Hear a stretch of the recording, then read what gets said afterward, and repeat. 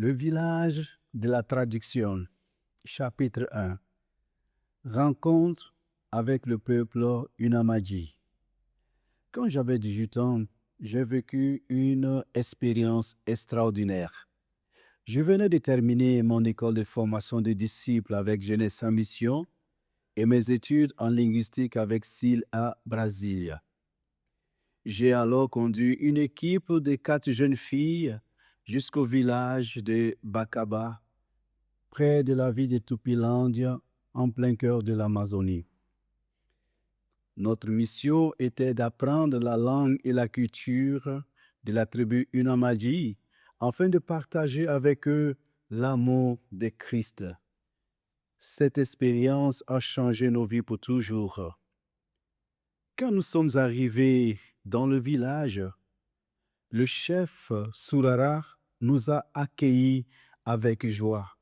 C'était un homme gentil, intelligent et infatigable. Il nous traitait comme si nous étions ses propres filles. Nous avons habité ensemble avec sa famille sous le même toit. Il prenait soin de nous, veillait à ce que nous ayons de la nourriture tous les jours et du feu pour nous tenir au chaud pendant la nuit. Il nous enseignait tout ce qui était nécessaire pour survivre dans la communauté. Tout était nouveau pour nous. Les premiers mois ont été très difficiles. Nous avons dû apprendre à nous communiquer dans la langue Unamadi et nous approfondir dans cette culture unique et merveilleuse.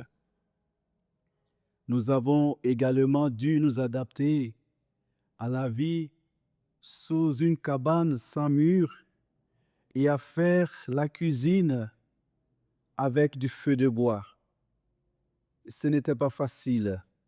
Nous avons appris à manger des fourmis rouges et des singes et à nous baigner dans la rivière en présence de plusieurs personnes. C'était très différent de tout ce que nous avons connu auparavant. Mais nous avons abordé tout cela avec intérêt et un fort sentiment de la présence de Dieu à nos côtés. Une fois par mois, Surara nous amenait dans sa petite pirogue en bois jusqu'à Tupilandia pour que nous puissions appeler nos familles et nos amis et savourer bien sûr nos repas habituels. Nous quittons le village à 2 heures du matin et naviguons pendant 4 heures sous les étoiles jusqu'à ce que nous débarquions en ville. Nous arrivons juste à temps pour déguster le pain frais de la boulangerie locale. C'était délicieux. Surara était excessivement généreux. À cette époque, nous avons l'habitude de rendre visite à nos familles pendant les fêtes de Noël. Mais l'une des filles de notre équipe n'avait pas les moyens d'acheter son billet d'avion. Alors, Surara travaillait dur toute l'année pour vendre les produits de sa petite ferme afin que notre ami puisse également voyager. J'y ai passé 5 années mémorables à apprendre les langues et à tisser de bonnes amitiés qui dureront toute ma vie. Chapitre 2. La conférence missionnaire. Plusieurs années plus tard, alors que je me suis marié avec Suzuki, nous sommes allés travailler ensemble sur la base de Jeunesse en Mission dans la ville de Beradon, dans le nord du Brésil. Un jour, nous avons été invités à prendre la parole lors d'une conférence missionnaire organisée à Tupilandia. 100 personnes de la tribu de Unamadi étaient présentes à cette conférence. J'étais très ravi de retrouver mes anciens amis et d'entendre la langue qui me tenait à cœur. Je coulais des larmes en embrassant Juka et Maria. C'était un jeune couple de Unamagi que j'avais aimé quand je vivais dans le village de Bas-Kaba. Maintenant, ils étaient mariés, ils avaient 5 enfants et avaient terminé leur école de formation de disciples en ville. Lors de la conférence, nous avons appris que beaucoup de personnes de Unamadi voulaient en savoir plus sur Dieu et sur la Bible. Bien qu'ils aient le Nouveau Testament dans les langues, la plupart ne pouvaient ni le lire ni le comprendre. Maria a mentionné que la Bible ne produisait aucune émotion en eux parce qu'elle était écrite dans une autre langue. Nous leur avons dit que beaucoup de personnes faisaient la traduction orale de la Bible et leur avons demandé s'ils étaient intéressés à voir la Bible traduite dans leur langue. Ils étaient ravis et ont dit qu'ils avaient besoin des Écritures dans leur langue maternelle. Nous leur avons dit que nous étions prêts à les aider, mais qu'ils devaient traduire la Bible eux-mêmes. Au début, nos amis de Unamadi n'avaient aucune notion de comment traduire eux-mêmes la Bible.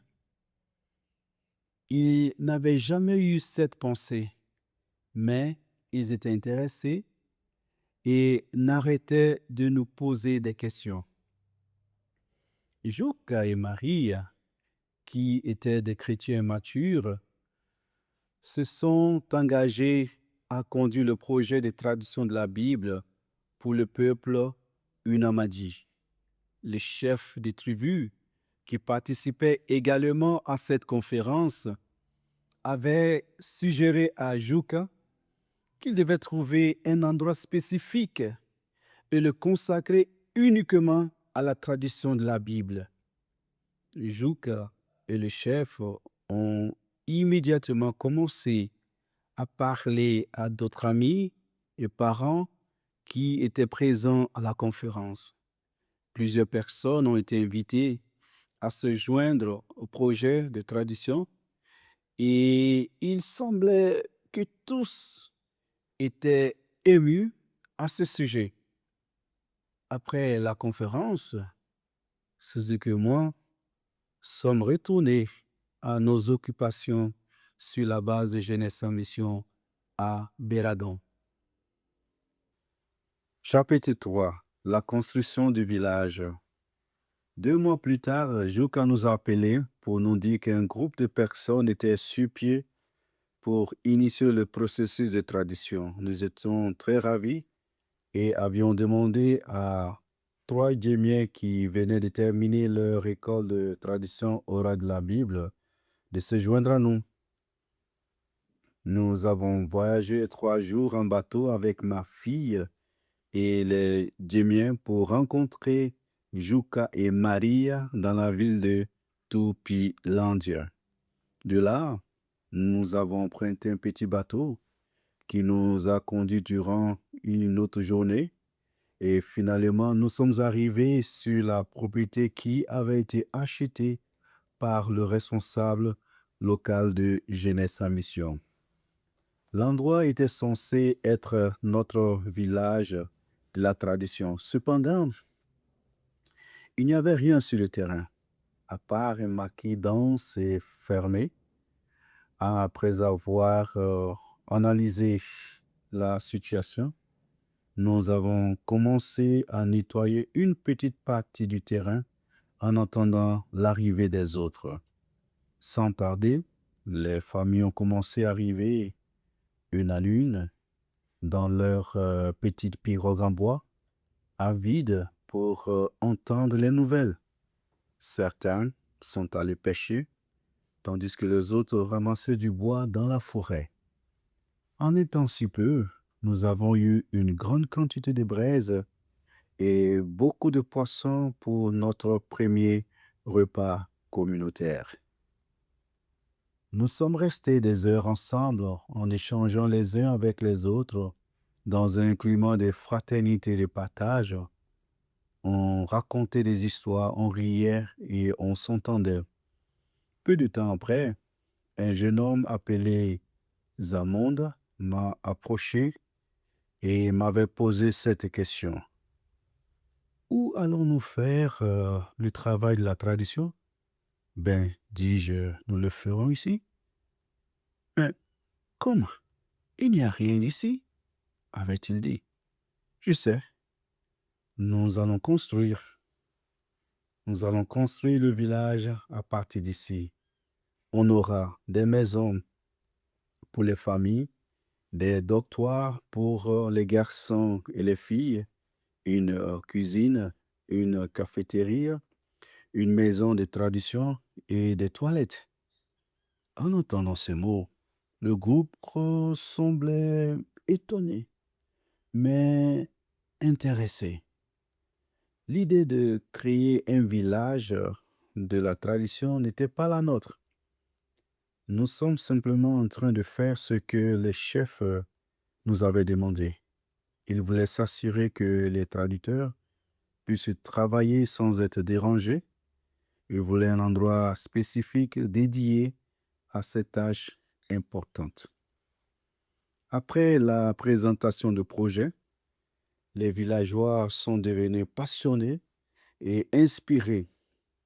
Ils ont aimé l'idée de construire un village de tradition à partir de rien et ont immédiatement commencé à répartir les tâches. Les hommes sont allés dans la forêt pour chercher du bois pour la construction, tandis que les femmes sont allées chercher de la paille pour les toits et ont commencé à tisser. Les garçons sont allés chercher les lianes pour la construction, tandis que d'autres sont allés pêcher ou chasser pour se nourrir. Les petits-enfants sont entrés dans la forêt à la recherche de fruits et de noix ou pour faire la chasse aux petits oiseaux et chercher des fourmis pour leur goûter. Les membres de mon équipe ont beaucoup appris et ont aidé comme ils le pouvaient. En quelques semaines, le village a commencé à prendre forme avec de belles maisons en paille entourant la place centrale. Là, nous nous réunissons toutes les nuits autour d'un grand feu pour chanter, prier et parler de la Bible. Nous avons également échangé sur le mécanisme de la tradition. Chapitre 4. Les liens fraternels et la programmation. Lorsque le village était prêt, nous avions commencé à expliquer le processus de traduction orale de la Bible. Nous avions eu de longues heures d'échange autour du feu ou au bord de la rivière, ou même pendant que nous lavions nos vêtements ensemble. Petit à petit, ils avaient commencé à comprendre les implications profondes et les responsabilités qui s'appliquaient à la traduction orale de la Bible. Nous parlions des finances et de ceux qui soutenaient les traducteurs pour qu'ils puissent se concentrer sur le travail. Nous avions parlé des livres de la Bible qu'ils voulaient traduire en premier lieu, le type de traduction qu'ils voulaient, le style verbal qui serait utilisé et d'autres détails importants. Toutes ces décisions avaient été enregistrées dans nos cellulaires pour servir des documents qu'ils pouvaient réécouter plus tard si nécessaire.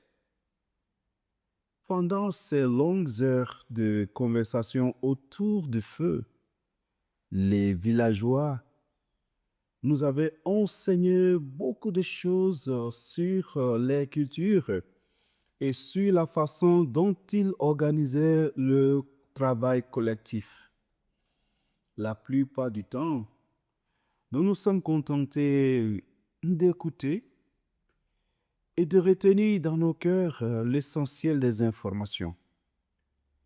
À cette époque, Suzy et moi avions passé de nombreuses heures avec Marie et Zouk.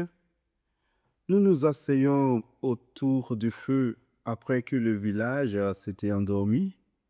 Nous partageons des histoires sur nos vies, sur nos familles. Nous parlions de nos rêves et de notre appel missionnaire. Leur dévouement et leur sagesse m'ont toujours étonné.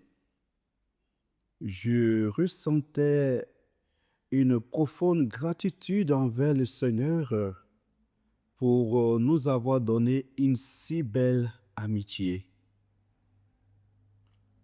Comme Marie voulait traduire le livre de Ruth, notre équipe avait donc passé du temps à étudier et à assimiler le livre entier en portugais pour se préparer à commencer la traduction orale. Pour aider les villageois à mieux comprendre les concepts bibliques dans leur langue, un pasteur Unamadi du nom de Moïse nous avait rejoints. Il venait de terminer l'école biblique et allait nous aider à certifier la traduction. Le pasteur Moïse était un homme très sage et avait dit que nous avions besoin de personnes éminentes travaillant avec la même équipe pour que la traduction soit prise au sérieux par la communauté et les églises. Nous avons suivi son conseil et sans perdre du temps, le comité de la traduction fut créé. Cette commission était composée de pasteur Moïse, deux autres pasteurs Unamadi, un chef tribal, Zouk, Marie, Suzuki et moi. Tous les membres du comité étaient bien connus et respectés par tous les villageois et chefs des clans. Zanmonda avait demandé à être la voix qui allait enregistrer les Écritures. Certains membres de l'équipe étaient réticents à le laisser faire, mais comme il avait la meilleure voix, ils ont finalement accepté. Thomas, un conteur traditionnel, avait été engagé pour lui enseigner à raconter des histoires en utilisant le mode sophistiqué des Unamadi et la tradition orale. Mon mari et moi avions décidé d'inviter notre ami Luciano à devenir le conseiller pour notre projet. Il venait de terminer sa formation supérieure de traducteur de la Bible et avait plus d'expérience que notre équipe. Il avait accepté de rester avec nous pendant le premier mois en tant que conseiller de traduction et nous rendre visite de temps en temps à l'avenir pour nous apporter son aide. Luciano avait enseigné aux traducteurs les principes de la tradition de la Bible personnifiée et nous avait fourni des conseils précieux tout au long du processus. Chapitre 5. Le programme quotidien.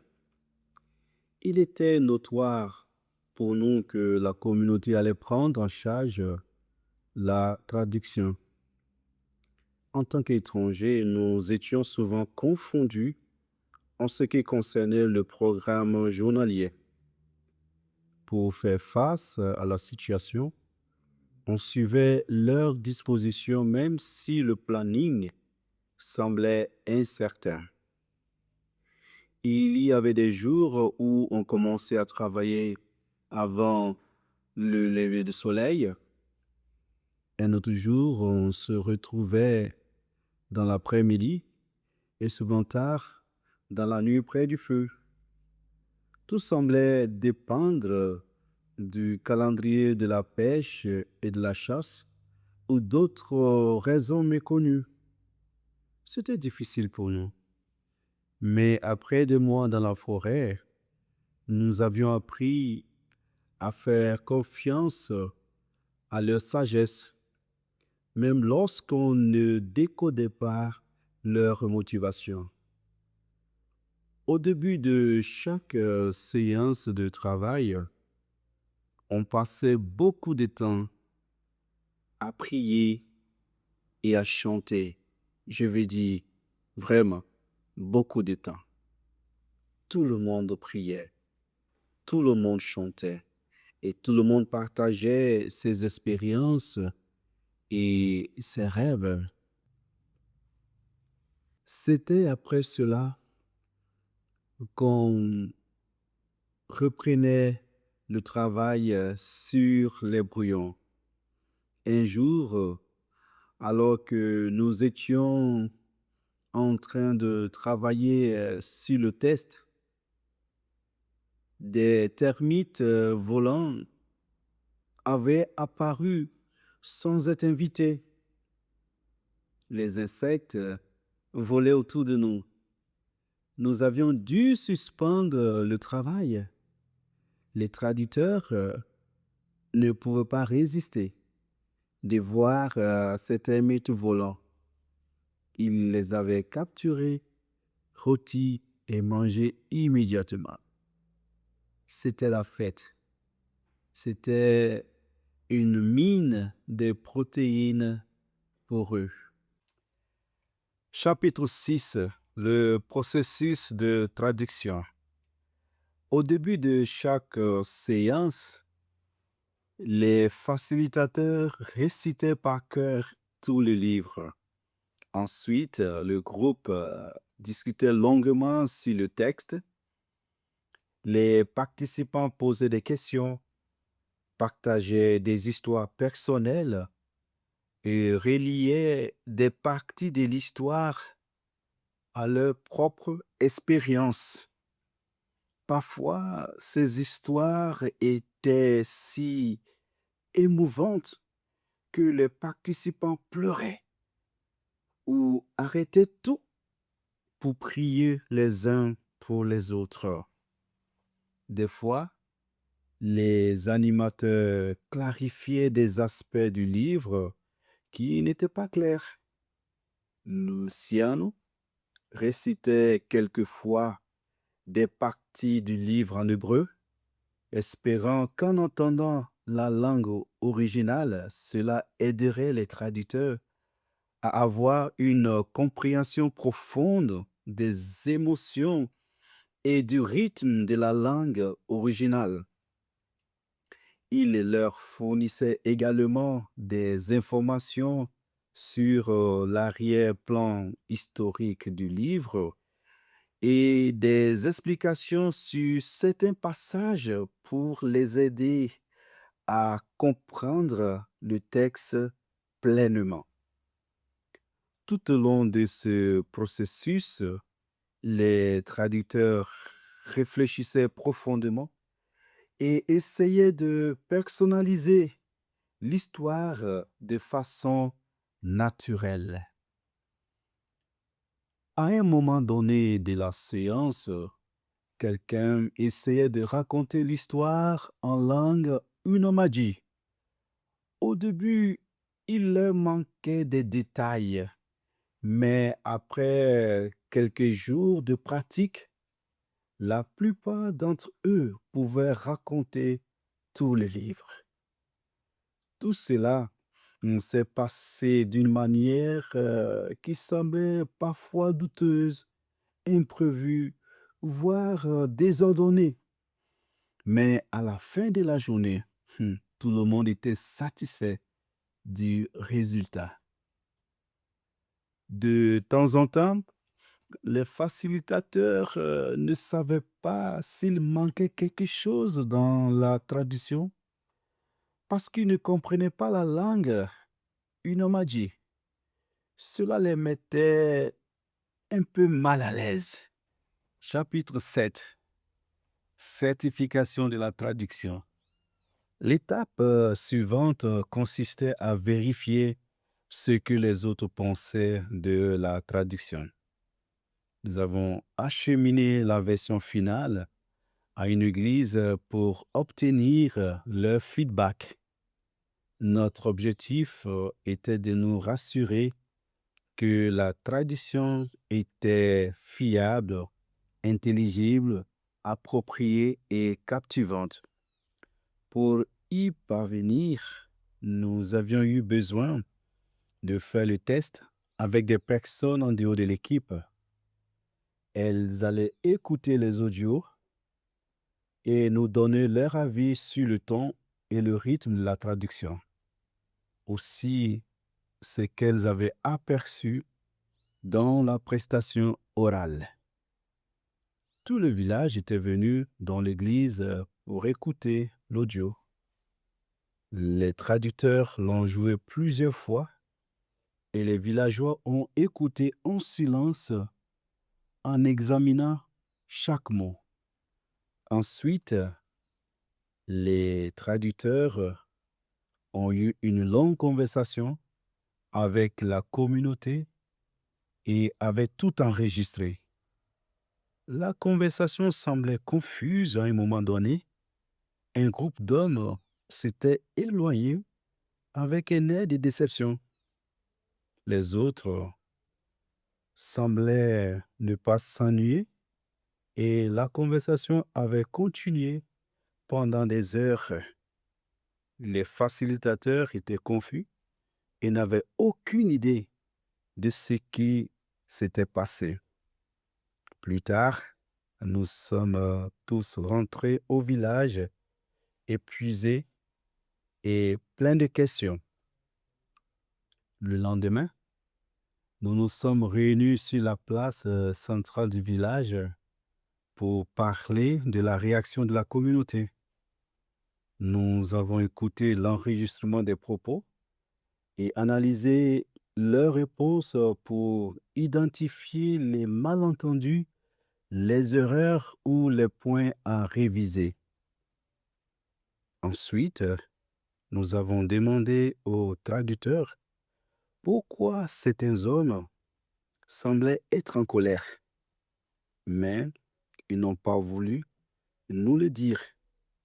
Ils avaient seulement mentionné qu'il y avait des erreurs dans la traduction et qu'il fallait les corriger. Malheureusement, on ne pouvait pas faire grand-chose pour mieux gérer la situation. On ne pouvait pas aussi les obliger à nous dire quel était le problème. Si Luciano était présent, il pouvait nous donner des conseils. Chapitre 8. Le répertoire final.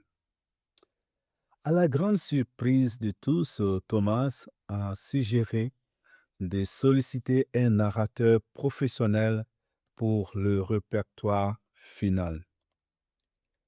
L'équipe a demandé pourquoi il suggérait cela, alors que la version finale avait été agréé par tous les participants.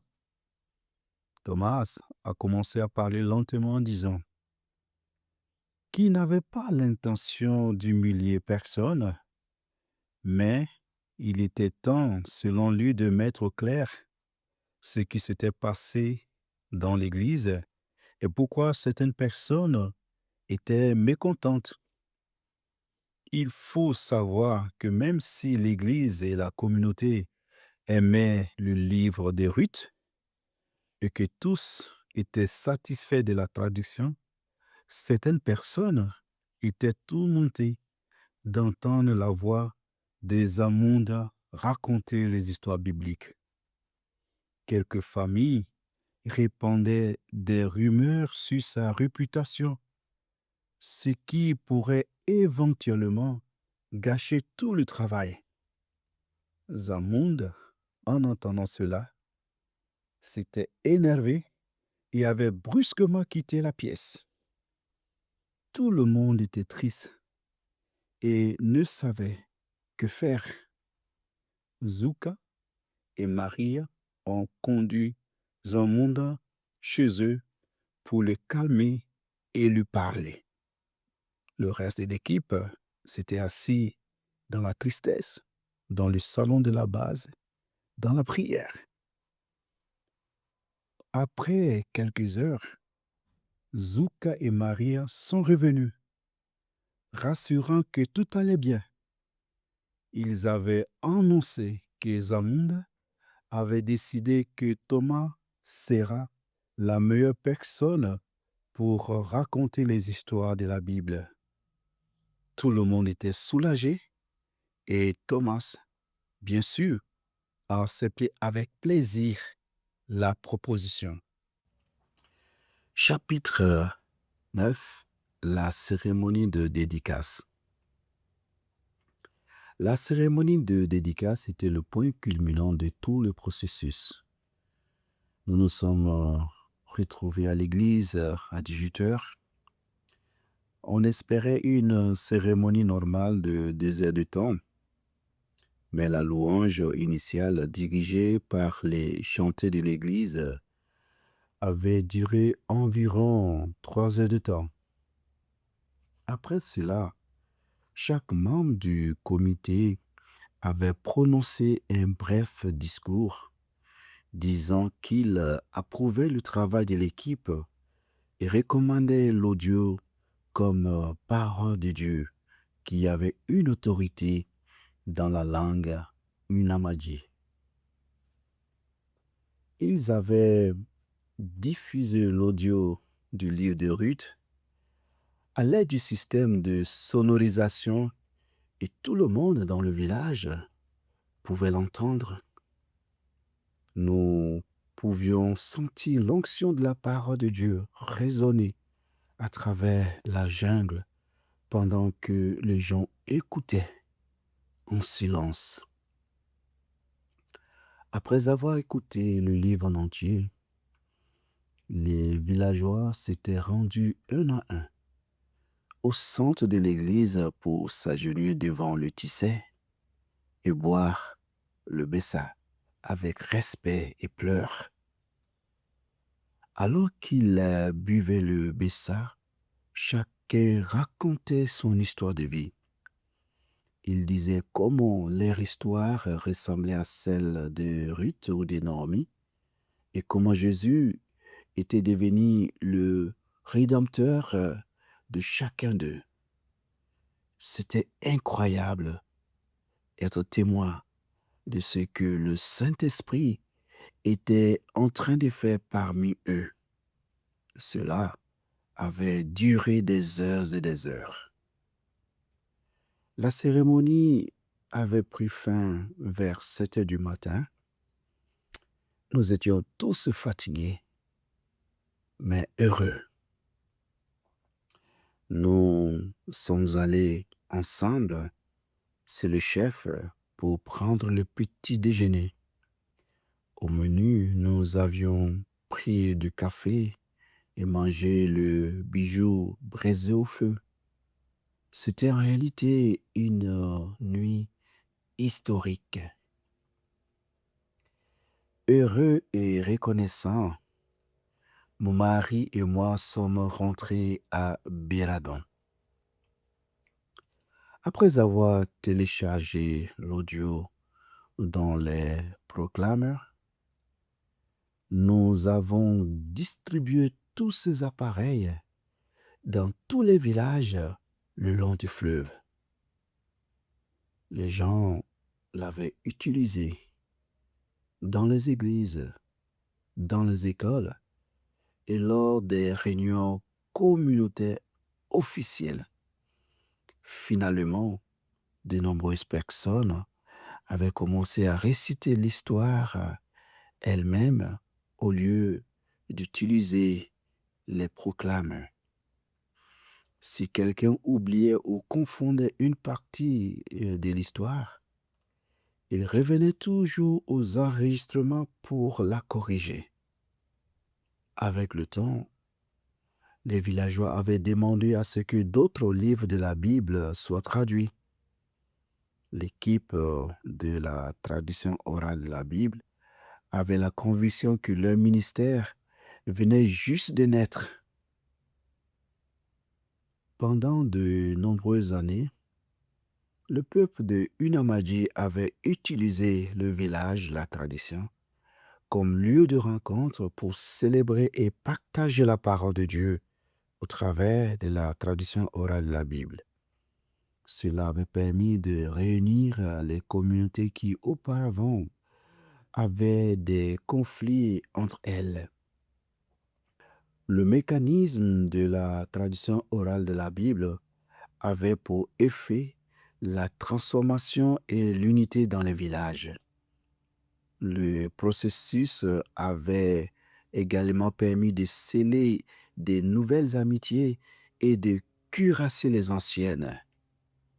Force est de constater que durant le cours de la tradition, notre amitié avec Zouk et Maria s'était approfondie encore plus. Elle était devenue précieuse non seulement au niveau de notre ministère, mais aussi dans nos vies et dans l'histoire de nos familles. Oh, qu'il est bon et qu'il est agréable pour des frères de se retrouver ensemble. Psaume 133, le verset 1.